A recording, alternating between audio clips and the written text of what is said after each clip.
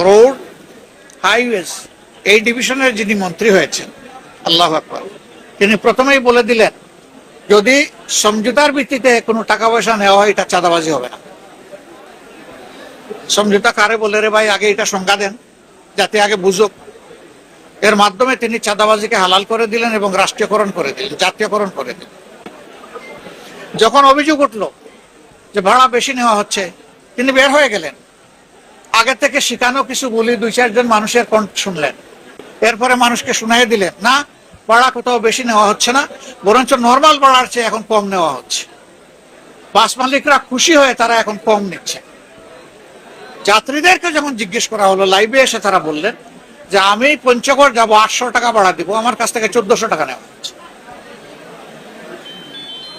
তখন যখন মিডিয়া আপনারা সবাই সজাগ হয়ে উঠলেন এবং জাতির সামনে বিষয়টা দুর্নীতিটা নিয়ে আসলেন, তখন বলা হলো যে টাকা বাড়তে নেওয়া হয়েছে, এটা ফেরত দেওয়া হবে।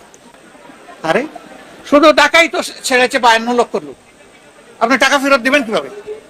তাদেরকে পাবেন কিভাবে? জনগণের সাথে এগুলো হচ্ছে ধাপ্পাবাজি, ধোঁকাবাজি, প্রতারণা।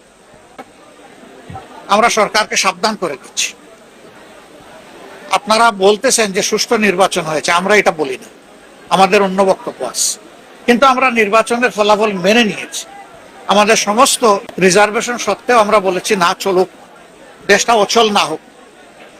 আপনারা যদি সঠিক দ্বারায় ফিরে না আসেন, মনে রাখবেন জুলাই মাত্র 2-1.5 বছর আগে হয়েছে। সারা দেশের মানুষ জুলাই যোদ্ধা, এই মানুষগুলো আপনাদেরকে ক্ষমা করবে। আমরা চাই না আপনাদের পরিণতি অতীতের ফেসিবাদীদের মতো হোক। তারা অন্যায় অপরাধ করেছিলেন, তাই তাদের পরিণতি এই হচ্ছে। সেই আমলে আপনারাও নির্যাতিত ছিলেন, মজলুম ছিলেন, আমরাও ছিলাম। এত তাড়াতাড়ি ভুলে গেলেন কেন? আমরা এই সরকারের কণ্ঠে এই কথাটা শুনতে চাই, আর বাংলাদেশে চাঁদাবাজি হবে না, আর মানুষের উপর জুলুম হবে না।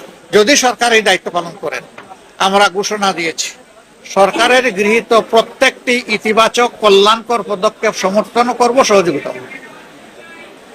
কিন্তু যে পদক্ষেপ জনস্বার্থের বিপক্ষে যাবে, পরামর্শ দিব সংশোধন হওয়ার জন্য, মানলে মুবারকবাদ, না মানলে প্রতিবাদ, তা না মানলে প্রতিরোধ।